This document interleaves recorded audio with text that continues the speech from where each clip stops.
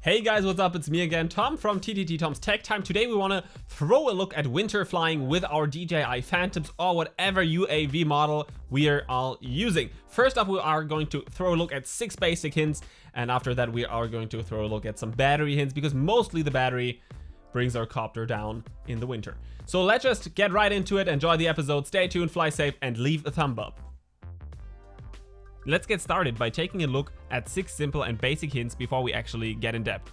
But guys, please excuse that the quality of the video in the background is a little lower than usually.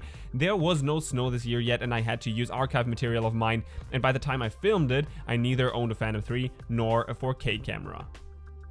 My first hint is to avoid moisture entering the UAV at all times. Moisture easily ruins the motors, the camera, and well, the entire UAV. My second hint is to not add any extra weight to your UAV. If the surrounding is too cold, it reduces the flight time badly and much more than under normal circumstances. My third hint, if flying in a very cold surrounding, make sure that you dry your props before you actually screw them onto your machine to avoid ice from building up. My fourth hint is to never fly into clouds to avoid moisture entering the UAV and to avoid ice from building up as well. My fifth hint is, when flying from high mountains, you should know that your copter needs to spin the props a lot faster than on sea level, which causes the battery to run out of power a lot faster. Only keep that in mind. And finally, another hint for high mountain operators: when flying from a high platform, you should always keep in mind that your UAV might be a lot closer to other air traffic attenders than usually. So get informed before flying if there are any airports around your location and if flying is allowed in general, because in some countries you are not allowed to fly as high from a mountain than you would be from sea level or the ground. Okay guys, short break, only 2 questions answered. The first question that reached me was, can one fly while it is actually snowing? I must say yes, I already tried that.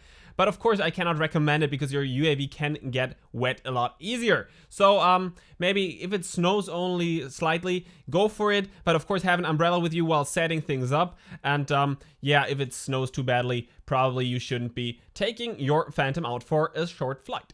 The second question that reached me was, is the flight time more limited when flying in the cold compared to flying under normal circumstances? And I must answer, yes, the flight time is even more limited. And people always want to know numbers, and usually I cannot give you a specific number, but I might say maybe minus 10% of flight time when flying under the circumstances that I was flying at last year and last winter, and that was, I don't know, approximately from minus 8 degrees centigrade until plus 3 degrees centigrade, something like that. And it always cut away maybe 10% of the flight time. But of course you gotta pay attention to the weather. If it's colder, if it's warmer, you gotta pay attention to the battery life of your battery and more stuff like that. But yes, finally, to answer the question again, you are going to lose some more of the power because simply the copter needs more power in the cold, and batteries don't like the cold.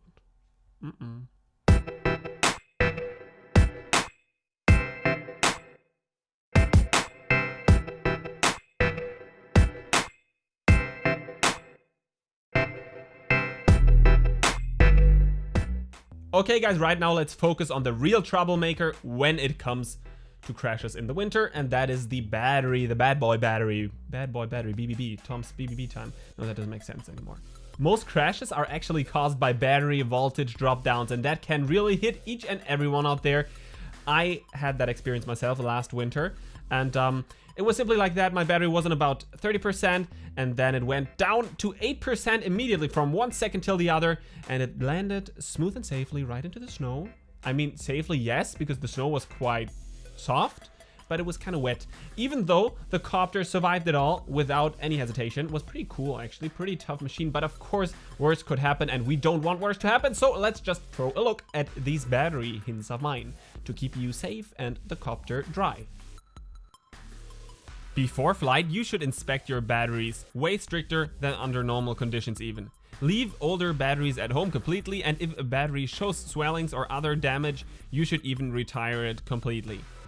Next off, you should charge your battery up to 100%, not less, before flight.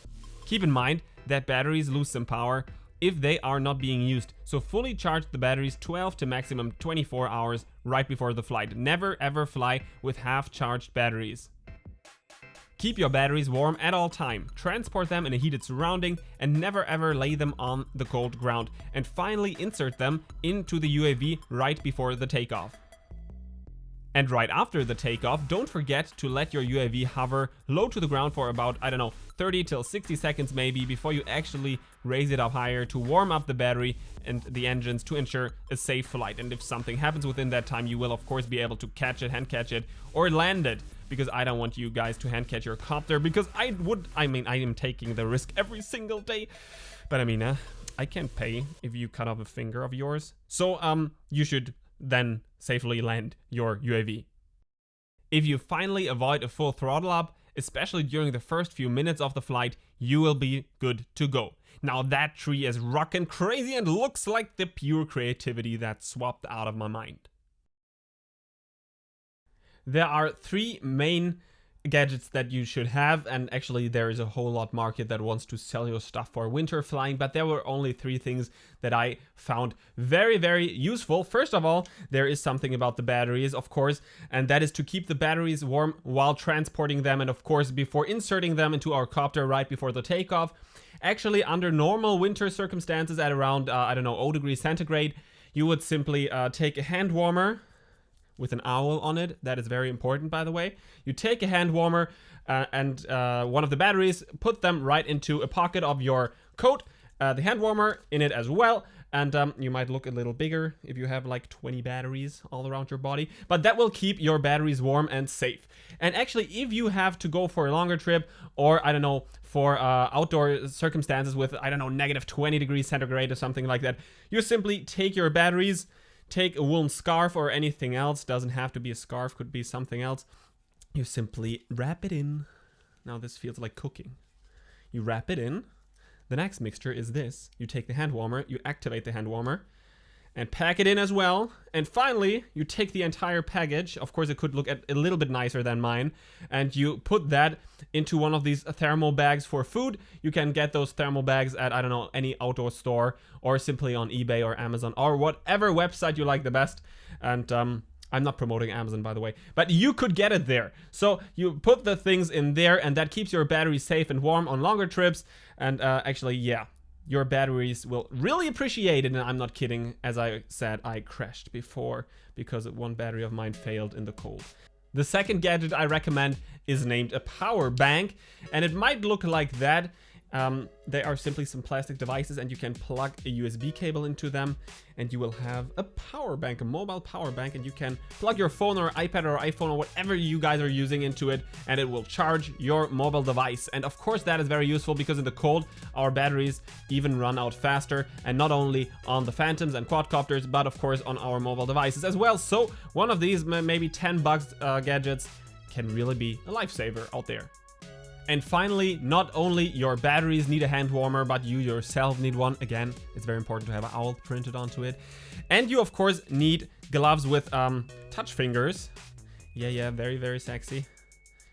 Arriba. And those are really useful. Why is that so? Not only because you are probably going to feel a little more comfortable. Of course, you are, with those touch fingers, able to operate on your phone and with the app and stuff like that. And there is a last thing. You should always remember that not only women have to wear things that keep them warm and safe, but men as well. Because otherwise you won't be able to go for precise maneuvers in air. You won't be able to really, I don't know, go for an awesome yaw in air or something like that. And you want to be able to do that, don't you? Thanks for watching this episode of mine. Would be awesome if you would leave a donation so I can keep up the work at www.tomstechtime.com/donate. And of course it would be awesome if you would join my Facebook group, which is www.facebook.com/group/tomstechtime. And finally, you can of course visit tomstechtime.com, leave a thumb up and subscribe to my superiorly awesome channel. Leave a comment or whatever you like, the very, very best. Enjoy another episode of mine. Stay tuned, fly safe. This was Tom from TTT Tom's Tech Time, over and out. Bye bye.